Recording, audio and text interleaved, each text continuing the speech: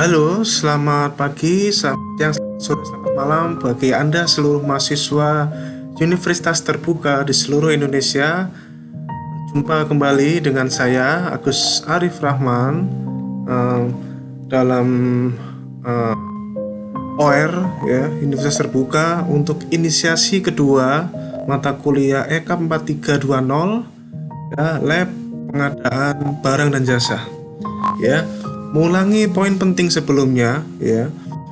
Anda para mahasiswa patut berbangga kepada Universitas Terbuka ya, karena telah memberikan kesempatan Anda untuk belajar tentang pengadaan barang jasa pemerintah ya, dimana kita klaim ini adalah salah satu mata kuliah yang pertama diajarkan di dunia pendidikan tinggi di kampus di seluruh Indonesia. Apalagi inisiasi kedua ini. Pada inisiasi kedua ini cukup istimewa, kawan-kawan mahasiswa. Ya, temanya adalah perencanaan pengadaan barang jasa. Ya, perencanaan pengadaan barang dan jasa sejujurnya baru diatur di era Perpres 16 tahun 2018 ini. Baru diatur di era ini. Ya, pada era sebelumnya Perpres 54 tahun 2010 dan segala macam turunannya belum benar-benar mengatur secara detail dan jelas. Tapi di era Perpres 16 2018 dan segala macam turunannya sudah diatur petunjuk teknis yang dapat dijadikan satu-satunya referensi di Indonesia yang dapat digunakan oleh seluruh organisasi sektor publik ya, BUMN, BLU, BLUD ya, bahkan sektor private juga bisa menjadikan referensi perencanaan pengadaan pemerintah ini menjadi referensi. Ya, dan di inisiasi kedua ini Anda akan belajar perencanaan pengadaan. Ini istimewa sekali ya dari mahasiswa. Kawan-kawan, mengingatkan juga sebelumnya ya, selain Anda bisa menggunakan buku modul ya lab, Anda juga bisa menggunakan referensi dari buku-buku yang saya terbitkan ya, seperti buku ini, buku panduan dokumentasi perencanaan ya, juga di buku kerja pejabat membuat komitmen ya, Anda bisa cari di berbagai toko buku. Selain itu, referensi berikutnya yang bisa Anda jadikan referensi ya untuk belajar perencanaan pengadaan adalah regulasi yang digunakan di Indonesia, dan regulasi ini masih cukup hot, masih sangat baru ya.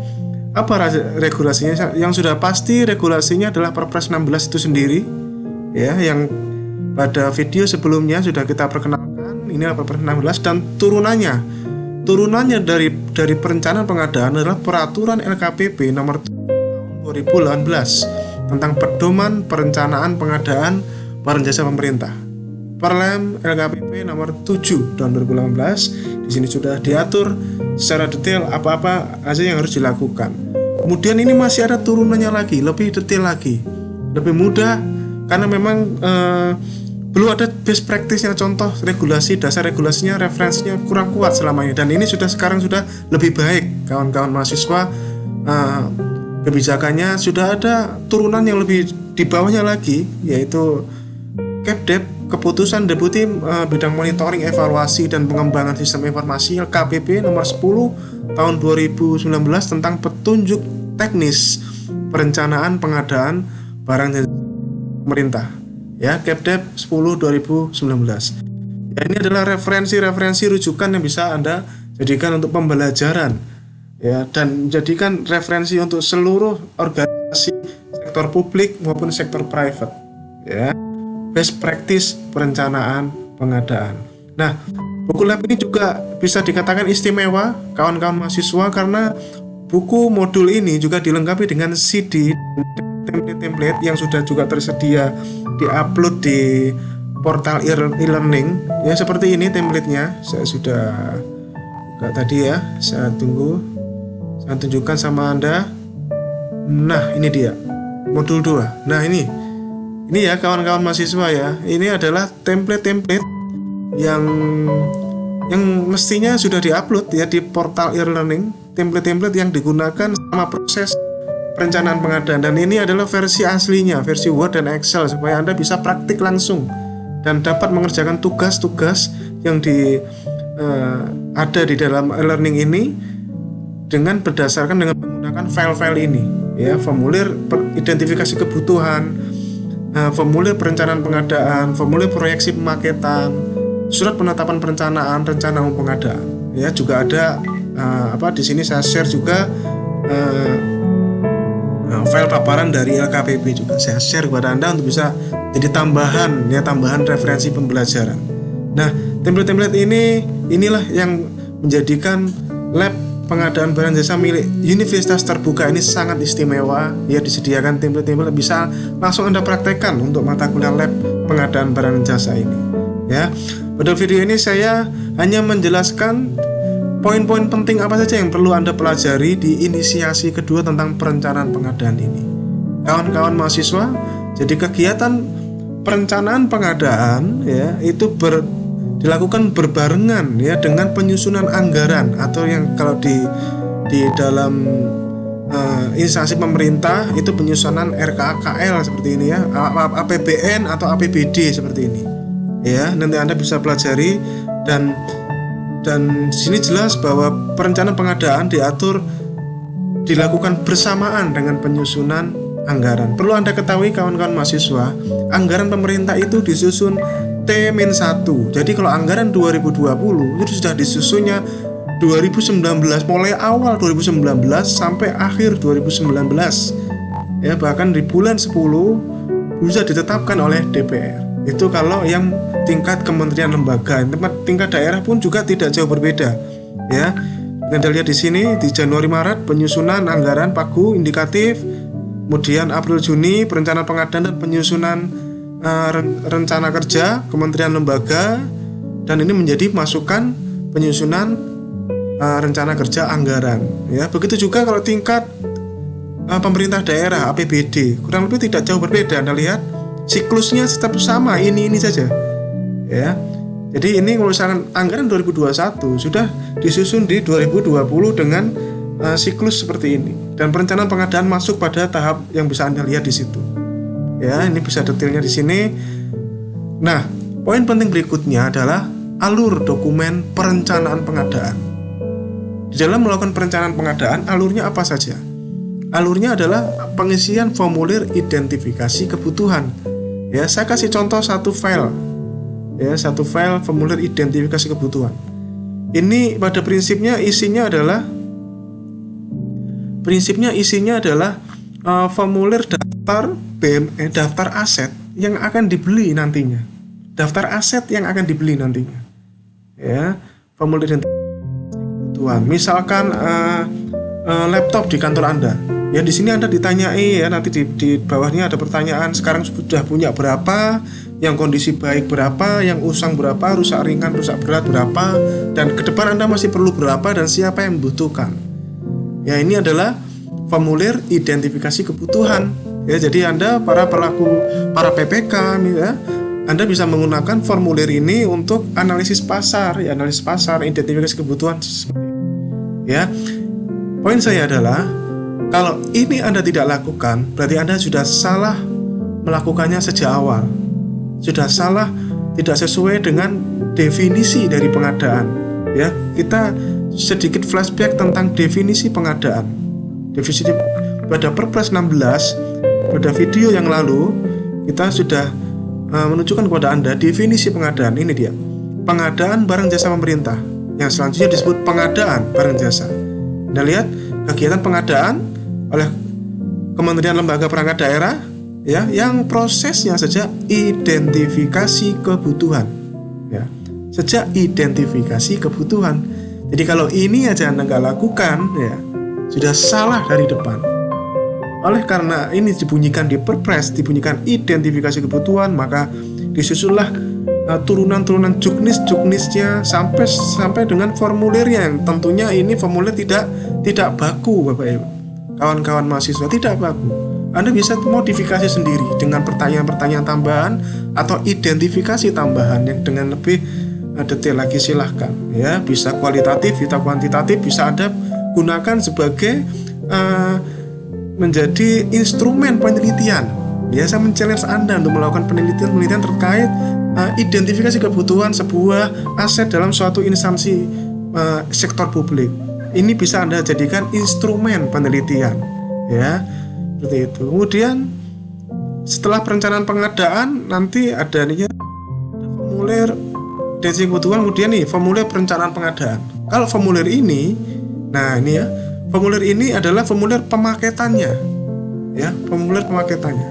Misalkan di sini adalah paket pengadaan perangkat elektronik untuk bagian ketatausahaan instansi A, misalkan seperti itu. Nah, ini pemaketannya. Rinciannya adalah formulir identifikasi kebutuhan tadi. Misalkan paket tadi formulir paket pengadaan perangkat elektronik tadi terdiri dari 10 unit laptop, 10 unit PC desktop, 10 unit printer, misalkan seperti itu. Nah, per unit ya, per item asetnya dibikin satu-satu seperti ini. Ya, kemudian dirangkum kepalanya ya, atasnya menjadi formulir perencanaan pengadaan, dan seterusnya Anda bisa pelajari nanti di inisiasi kedua ini ya, tabel progresi pemaketan, surat penetapan, dan ini terakhirnya wajib ada penetapan perencanaan pengadaan ya, penetapan perencanaan pengadaan oleh yang punya anggaran ya, apapun namanya di tempat Anda. Kalau di instansi pemerintah namanya adalah pengguna anggaran atau kuasa pengguna anggaran ya, seperti itu. Ada penetapannya ya, harus ada penetapannya. Dan ujung dari perencanaan pengadaan ya, kalau di instansi sektor publik adalah diterbitkannya ini ya, rencana umum pengadaan. Saya kasih tahu kepada Anda rencana umum pengadaan seperti sirup. Nah, ini dia. Ini adalah portal rencana umum pengadaan yang sudah disediakan oleh LKP, di mana Anda bisa melihat cari paket di sini seluruh pengadaan di seluruh instansi, baik pemerintah pusat, kementerian, lembaga, pemerintah provinsi, pemerintah daerah, semuanya ada di sini. Ya, jadi ini adalah ujung proses dari perencanaan pengadaan adalah diumumkannya seluruh pengadaan itu di portal sirup ini. Ya, yang akan secara sah baru diakui kalau sudah ditandatangani surat penetapan pengadaan. Ya, itu poin penting pertama ya. Jadi ini contoh-contoh formulirnya ada di sini, Anda bisa pelajari template-templatenya ya. Seperti itu kawan-kawan mahasiswa. Jadi pada prinsipnya kalau Anda sudah tidak melakukan ini, misalkan itu Anda separuhnya gagal proses Anda ya. Gagal merencanakan sama dengan Anda merencanakan kegagalan. Ya, gagal merencanakan pengadaan sama dengan Anda merencanakan kegagalan. Ya, seperti itu. Oke, saya kira seperti itu ya poin-poin pentingnya. Nanti selebihnya ya Anda bisa bertanya kepada tutor Anda, atau Anda bisa bertanya kepada saya. Ini adalah kontak saya ya. Ini kontak saya. Kemudian pesan saya, adik-adik kawan-kawan mahasiswa ya, sekali lagi saya ulangi, inisiasi 2 ini sangat spesial ya Pak. Tema perencanaan pengadaan baru pertama kalinya ini ada di Indonesia ya, kawan-kawan mahasiswa. Anda bisa cek di kampus yang lain, baru pertama kali ini tema modul berjudul perencanaan pengadaan diajarkan ya, yang sedetail ini ya. Anda perlu mempelajari ini dengan lebih baik, dan Anda bisa terapkan di tempat kerja Anda masing-masing, baik di sektor publik maupun sektor private. Ya, Bapak Ibu, kawan-kawan mahasiswa ya, dunia pengadaan itu beda-beda tipis ya dengan risiko hukumnya. Risikonya cukup tinggi. Begitu Anda salah, seringkali dihubung-hubungkan ke tindak hukum pidana ya, bahkan tindak pidana korupsi bahkan misalkan. Pidana umum atau pidana korupsi. Nah, maka untuk meminimalisir itu ya, untuk Anda supaya pertanggungjawaban Anda itu sempurna, lakukanlah perencanaan pengadaan ini dengan sebaik-baiknya, kawan-kawan mahasiswa ya. Bagi Anda para mahasiswa yang barangkali sekarang sudah menduduki jabatan-jabatan yang terkait pengadaan barang dan jasa, atau yang Anda sedang belajar pengadaan barang dan jasa, saya izin titip satu pesan pada Anda semua kawan-kawan mahasiswa Universitas Terbuka. Jangan korbankan apapun yang Anda lakukan di bidang pengadaan barang dan jasa ini ya. Jangan korbankan orang-orang yang menunggu Anda di rumah ya. terhadap segala kesalahan yang Anda lakukan di bidang pengadaan barang jasa ini. Ya, seperti itu. Intinya, sekali lagi, apapun yang Anda lakukan di bidang pengadaan barang jasa, jangan korbankan orang-orang yang menunggu Anda di rumah. Semoga Anda paham maksud saya. Lakukan dengan sebaik-baiknya, penuh integritas, penuh etika. Ya, seperti itu kawan-kawan mahasiswa. Sukses buat Anda, semangat belajar. Ya, pastikan Anda memahami proses perencanaan pengadaan ini, karena ini akan berlanjut ke inisiasi berikutnya, di inisiasi berikutnya. Ya, akan berlanjut seperti itu terus. Dan sukses buat Anda. Terima kasih. Selamat pagi, siang, sore, dan malam. Sukses buat Anda semuanya.